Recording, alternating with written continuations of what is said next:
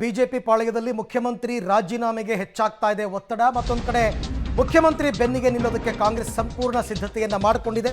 High court ತೀರ್ಪಿನ ವಿರುದ್ಧ ಮೇಲ್ಮನವಿ ಸಲ್ಲಿಕೆ ಬಗ್ಗೆ ಈಗ ಚರ್ಚೆ ನಡೀತಾ ಇದೆ. ಕಾನೂನು ತಜ್ಞರ ಜೊತೆ ಮುಖ್ಯಮಂತ್ರಿಗಳು ಚರ್ಚೆ ಮಾಡ್ತಾ ಇದ್ದಾರೆ. ಸುಪ್ರೀಂ ಕೋರ್ಟ್ ಹೋಗೋದಕ್ಕೆ ಹೈಕೋರ್ಟ್ ದ್ವಿಸದಸ್ಯ ಪೀಠಕ್ಕೋ ಅಥವಾ ಸುಪ್ರೀಂ ಕೋರ್ಟ್ಗೋ ಮೇಲ್ಮನವಿ ಬಗ್ಗೆ ಚರ್ಚೆ ಆಗ್ತಾ ಇದೆ. ಸಿಎಂ ಸಭೆಯಲ್ಲಿ ಭಾಗಿಯಾಗಿದ್ದಾರೆ ಸಚಿವರು ಮತ್ತು ಈಗಾಗಲೇ ಕಾನೂನು ತಜ್ಞರು. ಈ ಬಗ್ಗೆ ಮತ್ತಷ್ಟು ಮಾಹಿತಿ ನನ್ನ ಕೊಲೀಗ ಶ್ರೀನಿವಾಸ್ ಅವರಿಂದ ಪಡ್ಕೊಳ್ಳೋಣ. ಶ್ರೀನಿವಾಸ್, ಸಹಜವಾಗೇ ಇದು ನಿರೀಕ್ಷೆ ಇತ್ತು, ಯಾರ ವಿರುದ್ಧ ತೀರ್ಪು ಬರುತ್ತೋ ಅವರು ಸುಪ್ರೀಂ ಕೋರ್ಟ್ ಹೋಗ್ತಾರೆ ಅಂತಂದ್ಬಿಟ್ಟು. ಸದ್ಯಕ್ಕೆ ಈಗ ಮುಖ್ಯಮಂತ್ರಿಗಳ ನಿವಾಸದಲ್ಲಿ ಏನು ಸಭೆ, ಮುಂದಿನ ತೀರ್ಮಾನ ಏನು? ಅರವಿಂದ, ಹೈಕೋರ್ಟ್ನಲ್ಲಿ ಸಿಎಂ ಅವರ ವಿರುದ್ಧ ತೀರ್ಪೇನು ಬಂತು, ಈ ವಿಚಾರವಾಗಿ ಸಿಎಂ ಸಿದ್ದರಾಮಯ್ಯನವರ ನಿವಾಸದಲ್ಲಿ ಸಭೆ ನಡೀತಿರುವಂಥದ್ದು. ಅನೇಕ ಜನ ಸಚಿವರು ಸಿಎಂ ಅವರ ಜೊತೆ ಸಭೆಯನ್ನ ಮಾಡ್ತಿದ್ದಾರೆ. ಮುಂದಿನ ಕಾನೂನಿನ ಹೋರಾಟ ಒಂದ್ ಕಡೆ, ಮತ್ತೆ ರಾಜಕೀಯ ಹೋರಾಟಗಳು ಯಾವ ರೀತಿಯಾಗಿ ಇರಬೇಕು ಅನ್ನುವಂಥ ನಿಟ್ಟಿನಲ್ಲಿ ಸಿಎಂ ನಿವಾಸದಲ್ಲಿ ಸಭೆ ಆಗ್ತಿದೆ. ಸಿಎಂ ಅವರ ಕಾನೂನಿನ ಆಯ್ಕೆಗಳು ಎರಡು.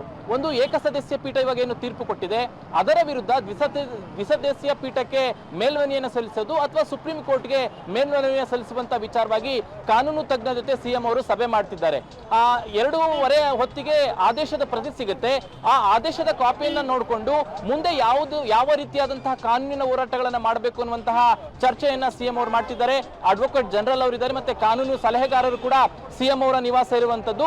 ಮುಂದೆ ಯಾವ ರೀತಿಯಾಗಿ ಕಾನೂನಿನ ಹೋರಾಟ ಮಾಡಬೇಕು ಅನ್ನುವಂತಹ ಚರ್ಚೆಗಳು ಸಭೆಯಲ್ಲಿ ನಡೀತಾ ಇರುವಂತದ್ದು. ಅರವಿಂದ್, ಅಂದ್ರೆ ಪ್ರಮುಖವಾಗಿ ಈಗ ಸುಪ್ರೀಂ ಕೋರ್ಟ್ ಮತ್ತು ಹೈಕೋರ್ಟ್ನ ದ್ವಿಸದಸ್ಯ ಪೀಠ ಇದರಲ್ಲಿ ಯಾವುದಕ್ಕೆ ಹೋಗಬೇಕು ಅಂತಕ್ಕಂಥದ್ರ ಬಗ್ಗೆ ಚರ್ಚೆ ಆಗ್ತಿದೆಯಾ ಅಂತ?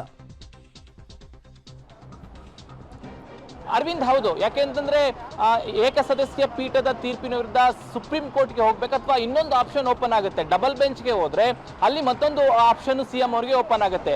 ಅದರ ಒಂದು ಸಾಧಕ ಬಾಧಕಗಳು, ಅದರ ಪ್ರಕ್ರಿಯೆಗಳನ್ನು ಕೂಡ ಸಿಎಂ ಅವರು ಚರ್ಚೆಗಳನ್ನ ಮಾಡ್ತಿದ್ದಾರೆ. ನಾನು ಈಗಾಗಲೇ ಹೇಳಿದಾಗೆ ಅಡ್ವೊಕೇಟ್ ಜನರಲ್ ಇದ್ದಾರೆ, ಹಾಗೆ ಸಿಎಂ ಕಾನೂನಿನ ಸಲಹೆಗಾರರು ಕೂಡ ಸಿಎಂ ಅವರ ನಿವಾಸದಲ್ಲಿ ಇರೋದ್ರಿಂದ, ಮತ್ತೆ ದೆಹಲಿಯಲ್ಲಿ ಸಿಎಂ ಅವರ ಪರವಾಗಿ ಅಭಿಷೇಕ್ ಮನು ಸಿಂಘ್ವಿ ವಾದ ಮಾಡಿದ್ರು.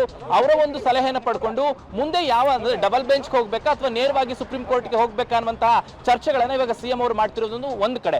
ಮತ್ತೊಂದು ಕಡೆ ನೈತಿಕವಾಗಿ ಸಿಎಂ ಅವರಿಗೆ ಬೆಂಬಲ ಕೊಡುವಂತ ನಿಟ್ಟಿನಲ್ಲಿ ಸಚಿವರ ಜೊತೆ ಕೂಡ ಸಿಎಂ ಅವರು ಸಭೆಯನ್ನ ಮಾಡ್ತಿದ್ದಾರೆ. ಈಗಾಗಲೇ ರಾಮಲಿಂಗಾರೆಡ್ಡಿ ಅವರು, ಡಿಕೆ ಶಿವಕುಮಾರ್ ಅವರು ಎಲ್ಲರೂ ಕೂಡ ಸಿಎಂ ಅವರ ಬೆಂಬಲಕ್ಕೆ ನಿಂತಿದ್ದಾರೆ. ಈ ಬೆಂಬಲವನ್ನ ಮುಂದುವರಿಸಿಕೊಂಡು ಹೋಗಿ ರಾಜೀನಾಮೆ ಕೊಡದಂತೆ ಇರುವಂತಹ ರೀತಿಯಲ್ಲಿ ಯಾವ ರೀತಿ ಮುಂದಿನ ಪ್ರಕ್ರಿಯೆಗಳನ್ನು ಮಾಡಬೇಕು ಅನ್ನುವಂತ ನಿಟ್ಟಿನಲ್ಲಿ ಸಿಎಂ ಅವರು ಸಚಿವರ ಜೊತೆ ಕೂಡ ಸಭೆಯನ್ನ ಮಾಡ್ತಿರುವಂತದ್ದು. ಅರವಿಂದ್.